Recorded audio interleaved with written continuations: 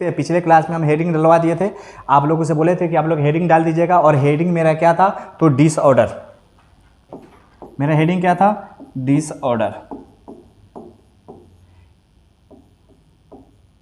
जो skeletal system था या मसल्स इसी चैप्टर में है, तो लोकोमोशन एंड मूवमेंट में डिसऑर्डर क्या है, तो इसमें डिसऑर्डर के बारे में हम लोग पढ़ेंगे कि कौन कौन सा बीमारी होता है। तो ध्यान रखिएगा, इसमें हम लोग मसल्स अभी नहीं पढ़े, मसल्स पढ़े हैं, तो मसल्स और बोन के रिलेटेड जितना बीमारी है वो सब बीमारी हम लोग एक जगह पर क्लियर करेंगे। तो पहला मेरा बीमारी है जिसका नाम है मेस्थीनिया ग्रेविस।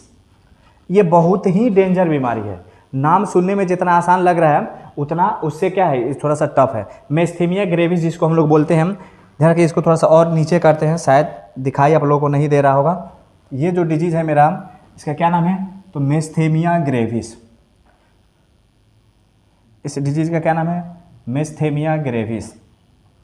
अब एकदम क्लियर दिखाई दे रहा होगा, हेडिंग आप लोग डाल लिए हैं, हाँ। तो ध्यान रखिए, इसका नाम है मेस्थीनिया ग्रेविस। इस डिजीज का क्या नाम है, मेस्थीनिया ग्रेविस। नाम तो लग रहा है कि हाँ कभी सुने ही नहीं, डेंजर बीमारी कैसे हो सकता है, तो डेंजर बीमारी कैसे होगा, क्योंकि ये ऑटो इम्यून डिसऑर्डर है। ऑटो इम्यून डिसऑर्डर, जैसे हम लोग सुने हैं कि अगर मान लीजिए कोई आदमी है, उसके बॉडी के अंदर कोई कोरोना चला गया, वायरस बीमारी कर देगा, टाइफाइड वाला बैक्टीरिया चल जाएगा, उसको टाइफाइड कर देगा, तो ये बाहर का ऑर्गेनिज्म जाएगा तब उसको टाइफाइड होगा, चाहे बीमारी होगा। ये ऑटो इम्यून डिसऑर्डर मतलब हमारा इम्यून सिस्टम खुद ही हमको बीमार कर दे रहा है, जबकि इम्यून सिस्टम का काम क्या है कि हमारे बॉडी को प्रोटेक्ट करना।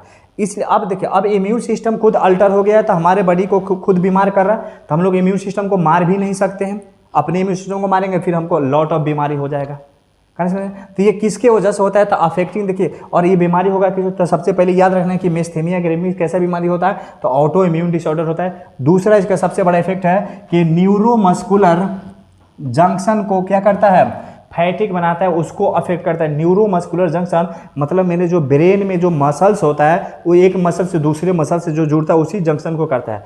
जब आपको भी पता है कि हमारे बॉडी का सबसे मेन पार्ट कौन है, ब्रेन, उसको क्या करेगा, फैटिक। इसका सिम्टम क्या होगा, वीकनिंग, उसको क्या करेगा, कम करेगा। और इसका इफेक्ट आदमी को क्या होगा कि उसके स्केलेटल मसल्स में क्या हो जाएगा, पैरालाइज हो जाएगा। सोचिए, जो उसका स्केलेटल मसल्स है वो पैरालाइज होगा, और पैरालाइज का तो कोई गारंटी नहीं होता है, आदमी एक दिन में भी ठीक हो जाता है, एक साल भी लग जाता है, जिंदगी भर भी लग जाता है। पैरालाइज के बाद कोमा में भी आदमी जा सकता है। इसलिए ये बीमारी क्या है, डेंजर है, सुनने में लग रहा है। दूसरा मेरा बीमारी है मस्कुलर डिस्ट्रॉफी।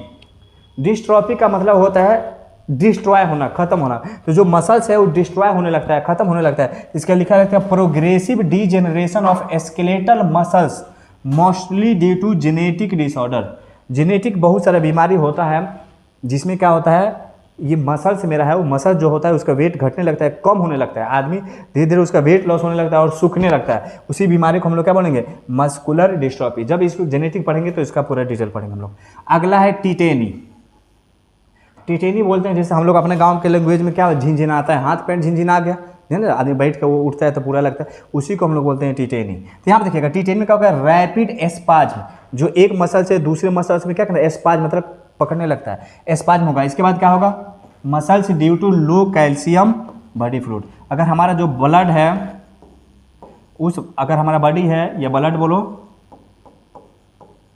अगर उसमें कैल्शियम का लेवल क्या होने लगा, कैल्शियम +2 का अगर हमारे बॉडी में लेवल कम होने लगेगा तो दो असर होगा उसका।